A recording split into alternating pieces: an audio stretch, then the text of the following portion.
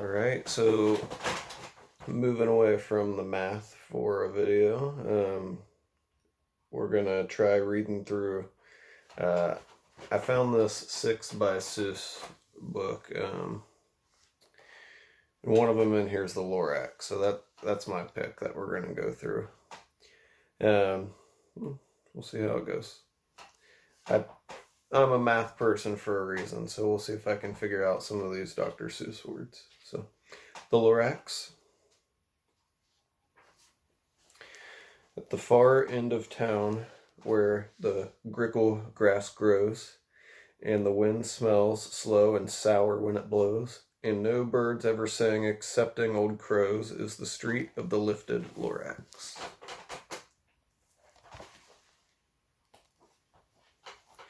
And deep in the grickle grass, some people say, if you look deep enough, you can still see today, where the Lorax once stood just as long as it could before somebody lifted the Lorax away. What was the Lorax, and why was it there, and why was it lifted and taken somewhere? From the far end of town, where the grickle grass grows, the old onceler still lives here. Ask him, he knows.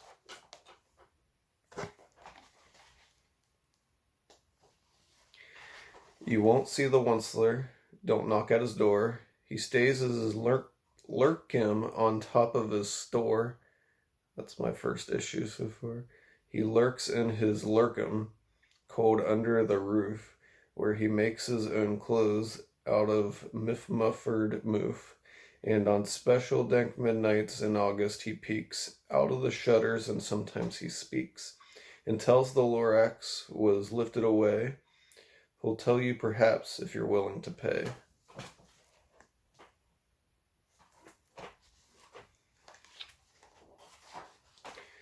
On the end of a rope, he lets down a tin pail, and you have to toss in 15 cents in a nail, and the shell of a great-great-great-grandfather snail. You can see him letting down the bucket right there. And then he pulls up the pail and makes a most careful count to see if you've paid him the proper amount. Then he hides what you've paid him away in his snub. Dr. Seuss, you alright, buddy? Snub? His secret strange hole in his grovulous glove. Then he grunts, I will call you by whisper my phone, for the secrets I tell are for your ears alone. I'm a little unsure about this guy. Down slips the whisper my phone to your ear, and the old onceler's whispers are not very clear, since they have to come down through a snurgily hose, and he sounds as if he had smallish bees up his nose. That's how I look most of the time, I think. Now I'll tell you, he says, with his teeth sounding gray, how the Lorax got lifted and taken away. It all started way back, such a long, long time back. So there's the whisper-mophone that they talk about there. That's odd to me. Not even going to question it. Just going to keep going.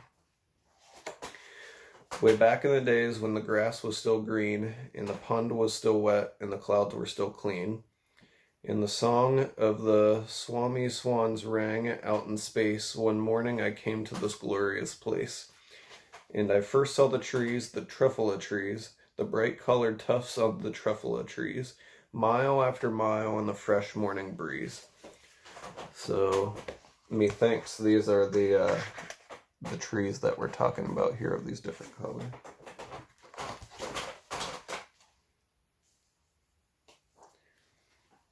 And under the trees I saw brown barbaloots, frisking about in their barbaloot suits, as they played in the shade and ate truffula fruits.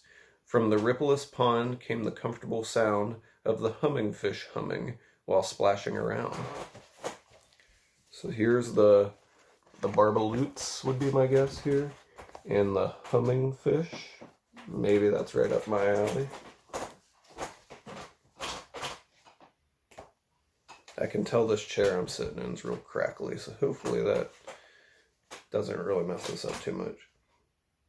But those trees, those truffula trees. All my life I'd been searching for trees such as these. The touch of their tufts was much softer than silk, and they had the sweet smell of fresh butterfly milk.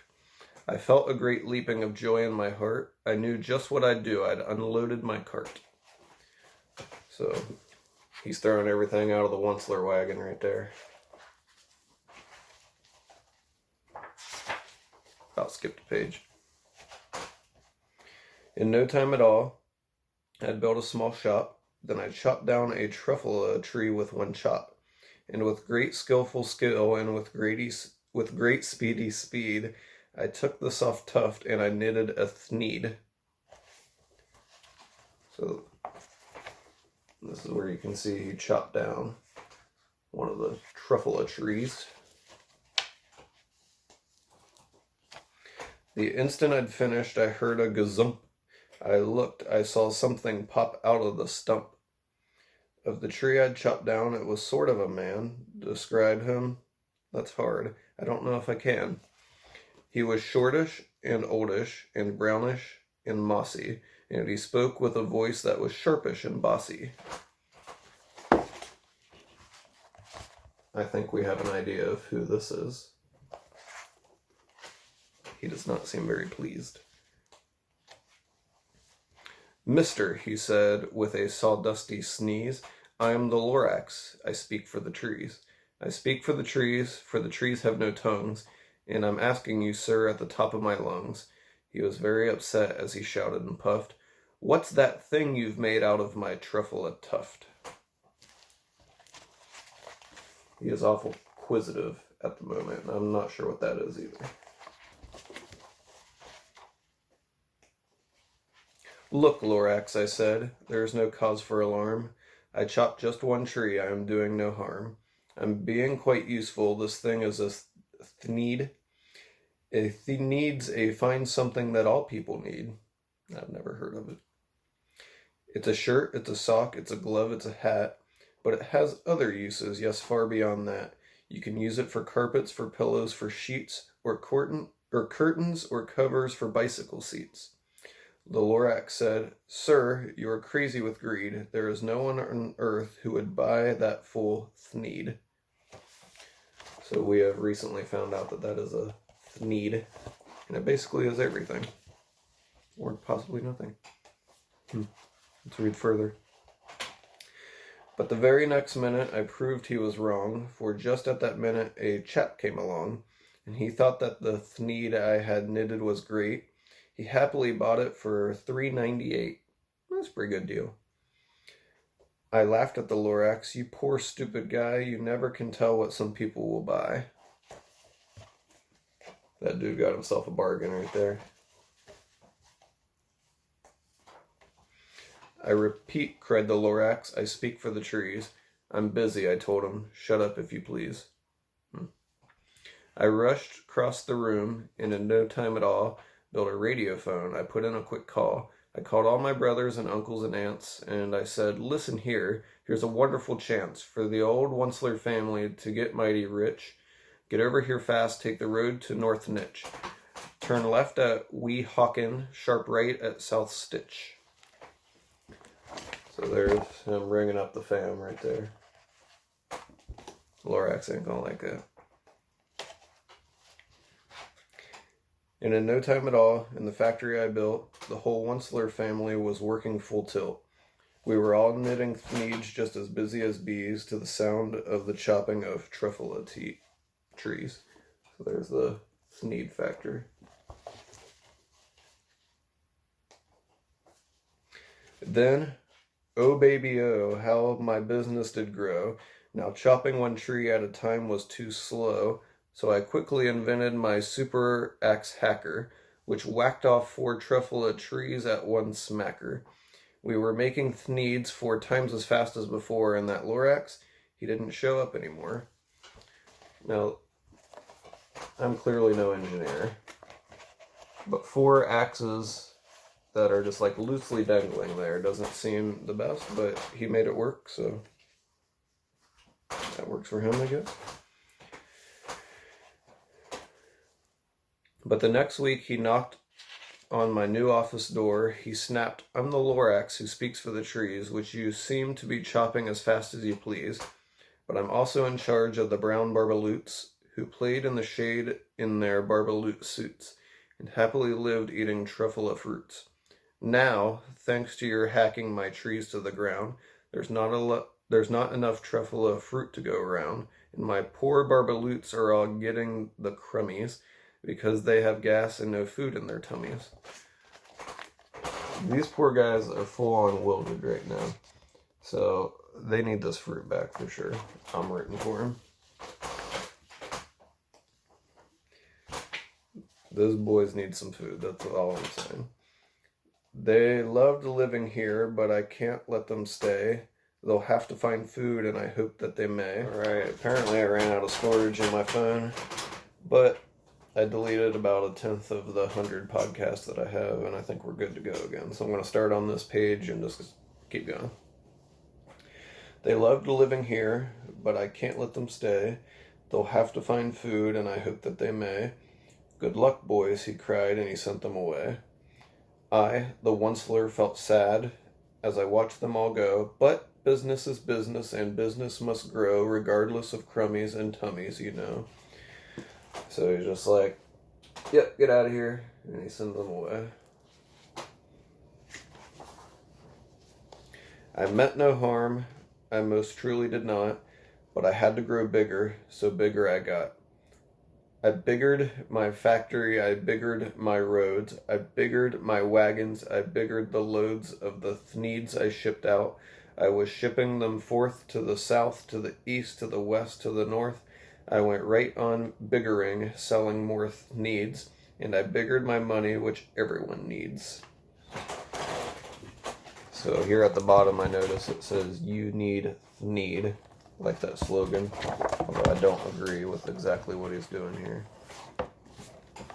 "Then again he came back. I was fixing some pipes when the old nuisance Lorax came back with more grapes. I am the Lorax," he coughed and he whiffed. He sneezed and he snuffled, he snargled and sniffed. "The Onceler," he cried with a cruffulous croak. "Onceler, you're making such smogulous smoke. My poor swummy swans, why they can't sing a note. No one can sing who has smog in his throat." Oh, so we're getting into, they're polluting the air and it's causing everything to run amok there. I'm rhyming already, and that's just from reading this book. "And so," said the Lorax, "please pardon my cough. They cannot live here, so I'm sending them off. Where will they go? I don't hopefully know. They may have to fly for a month or a year to escape from the smog you've smogged up around here." So there's the, I assume, the swummy swans flying in the breeze there. The breeze of smog, unfortunately.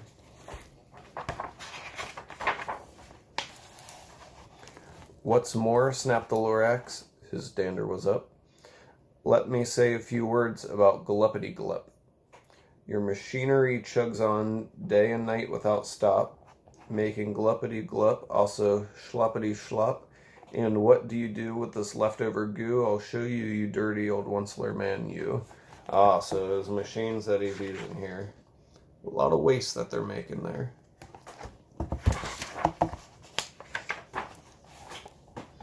"You're glumping the pond where the humming fish hummed. No more can they hum, for their gills are all gummed. So I'm sending them off. Oh, their future is dreary. They'll walk on their fins and get woefully weary in search of some water that isn't so smeary." And now they're polluting the pond or the lake right here, it looks like, too. Cool that the fish can just get up and leave. I wish ours could do that. Most can't. I think I could. "And then I got mad, I got terribly mad. I yelled at the Lorax, 'Now listen here, Dad. All you do is yap yap and say, bad, bad, bad, bad. Well, I have my rights, sir, and I'm telling you, I intend to go on doing just what I do. And for your information, you Lorax, I'm figuring on biggering and biggering and biggering and biggering, turning more truffula trees into thneeds, which everyone needs. He's giving a piece of his mind right there. And at that very moment we heard a loud whack. From outside in the fields came a sickening smack of an axe on a tree. Then we heard the tree fall, the very last truffula tree of them all. Now this tank contraption seems like overkill, but that's just me.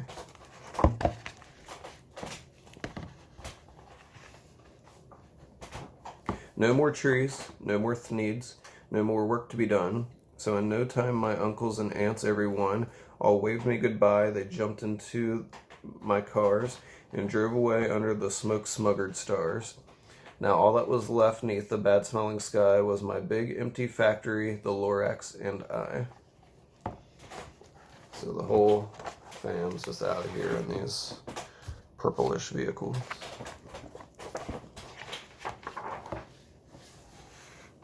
The Lorax said nothing, just gave me a glance, just gave me a very sad, sad backwards glance, as he lifted himself by the seat of his pants, and I'll never forget the grim look on his face when he hoisted himself and took leave of this place, through a hole in the smog without leaving a trace.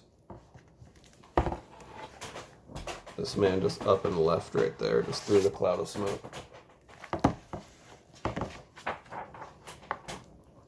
And all that the Lorax left here in this mess was a small pile of rocks with the one word, unless. Whatever that meant, well, I couldn't guess. That was long, long ago, but each day since that day I've sat here and worried away. Through the years while my buildings have fallen apart, I've worried about it with all of my heart. But now, says the Onceler, now that you're here, the word of the Lorax seems perfectly clear. Unless someone like you cares a whole awful lot, nothing is going to get better. It's not. I think that's the famous line right there. So this is the unless that we're talking about right there. That's what that says.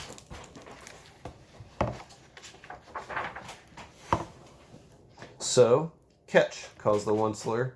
He let something fall. It's a truffula seed. It's the last one of all. You're in charge of the last of the truffula seeds, and truffula trees are what everyone needs. Plant a new truffula, treat it with care, give it clean water, and feed it fresh air. Grow a forest, protect it from axes that hack, then the Lorax and all of his friends may come back. So we got him just tossing down the seed there.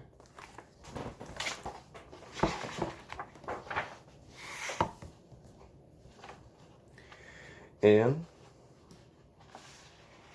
with that, we come to a wrap, and I kind of like that it stops there. So that's I'll cover up the name on the book. It's my brother's book. The 6 by Seuss. We got And to think that I saw it on Mulberry Street, the 500 Hats, Horton hatches the egg, Yertle the turtle, which I like a lot, How the Grinch Stole Christmas, and the Lorax. So I like that it kind of just ends on that note. Kind of makes you think with how, I guess, the direction that we're heading at the moment. So maybe if you're someone a little bit older listening to this, maybe just give a thought to that message. We'll keep going with probably some math review stuff here in the future, and maybe I'll finally get around to making that second non-education channel. We'll see. All right. We'll see you guys.